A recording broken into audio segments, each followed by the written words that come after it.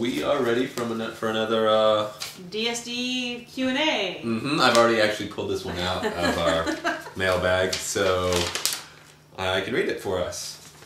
This is from Tracy in a location unknown. Undisclosed. Revealed to us through the internet. She writes, I desperately want to create a puppy class environment such as the one Dr. Dunbar vehemently suggests. I do many of the things he suggests in my classes, but I am handicapped to some degree by the tiny class sizes I tend to have. I have turned to drop-in or rotating classes so that puppies can start anytime and so that I can have at least 2 puppies at any one time in attendance. Yes, wow. 2. Wow. Right. I've had as many. Did she say yes to? She said yes to. Yes to. I've had as many as 8, but typically I have 2 to 4. I have a question. If it is possible at all to have an off-leash class that is like mine, how? Would it be as effective if some puppies have been off-leash for 3 weeks and one is on his first class? I think I could give appropriate instructions to the attendees, but would prefer having some input from the experts.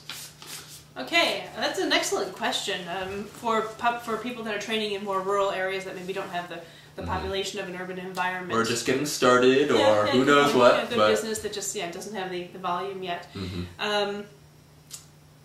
You need puppies for a puppy class. It's a bummer having a puppy class with 2, even 4 puppies. Puppy play.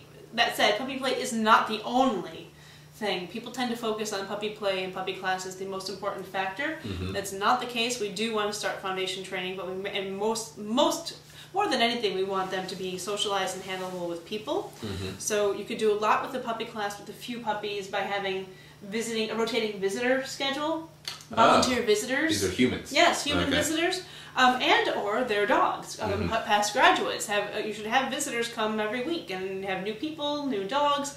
So the puppy is getting socialized to different people and different dogs of all different ages. That reminds me of I've just been editing together some of the video submissions for our World's Dog Trainer, and there was one from Japan, and they had some footage from a puppy class they were running, which I liked because they had all these props in the puppy class area to use. So they had someone was vacuuming, someone had an umbrella they were twirling around, and there was all sorts of weird, crazy things around. You know, they had different hats people could wear, and it seemed like a great way to get puppies used to some of the weirder things that humans do. So, and that really ultimately is more important than dog-dog play. We do want puppies to continue to play with other puppies and mouth and get some of the feedback, and also to learn how to use the distraction of play with another dog as the reward for coming out of play and being compliant with our cues and our requests.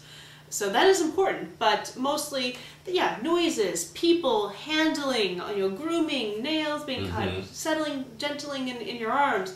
All these things can be done with human volunteers, changing up the environment, props.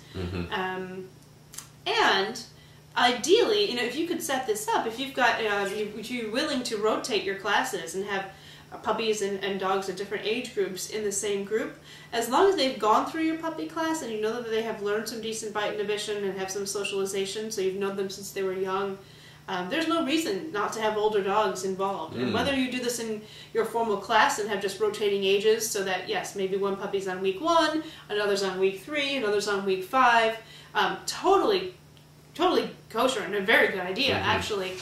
More than kosher, huh? Yeah, if you can manage that. If that seems too much to navigate and orchestrate in the learning environment, you could have an additional supplemental play group, an ongoing puppy play group, that once the puppy has signed up for a class, they can join the play group, and then they can stay for a lifetime. It's a lifetime membership to come once a week, once a month, whatever it may be. Yes, even just having an ongoing social hour that you do on, weekend nights even, or whatever. You may not want to take weekend evenings, but some kind of standard social hour that current students and graduates are always welcome to come to throughout their lifetime, as long as they remain friendly and social.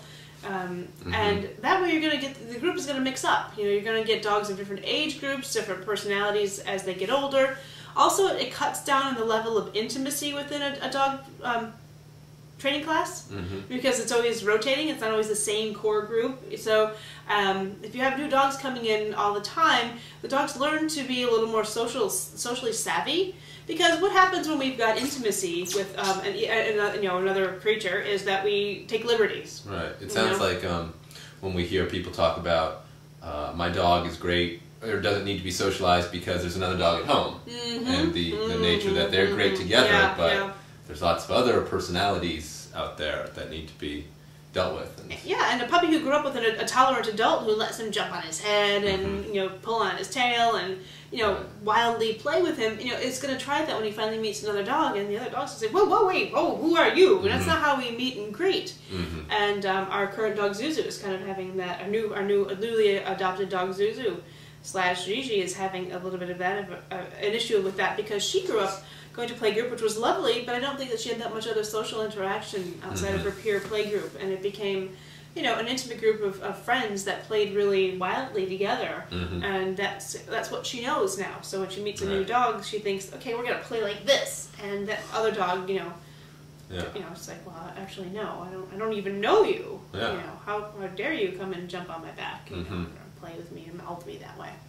So I think it's an excellent idea.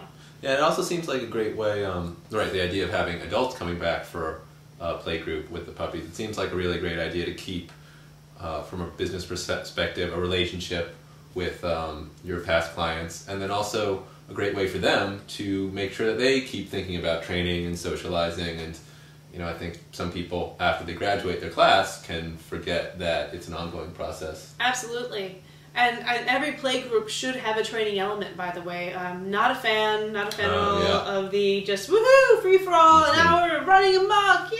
But some sit interludes, some recalls, that sort of all stuff. the time, just like you would in class. They should be called out of play. Perhaps maybe not as frequently. In class, we actually like to call them out of play every 15 to 30 seconds so that things don't escalate, and so that play and training are kind of seamlessly intertwined more than becoming mutually exclusive in the same area. A play group, you might want to let them go a little bit longer, but you still want to do recalls out of play, emergency sits, collar grabs, and things like that. I would say still every minute to 2 minutes, 3 minutes. And it doesn't have to be every dog every time. You can you can do the, okay, let's call Fifi out and have Fifi sit while everyone else is still playing. Because that's going to be a real world situation that you got to deal with. And, so you're mixing it up, and you're kind of like as Ian would say, a square dance caller. You're out there kind of giving instructions and tips, and also narrating the play so people understand. And that is going to be useful for adult dogs as well. Plus, some adult dogs end up not really enjoying puppies' company, but I think if they're used to it from day one and kind of continue to grow up into that, they're more likely to stay social. And young dogs can make older dogs or more mature dogs kind of peppy and silly in a way that's quite lovely. And then if they aren't, and if they're a little bit grumpy, not to the point where they hate coming, but they just don't want to be jumped on, excellent lessons for puppies to learn that not everybody has the same play style, or not everybody likes you. Maybe this one doesn't want to play, and that's okay too. Yeah.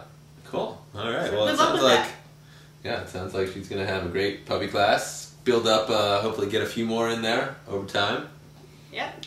But best of luck.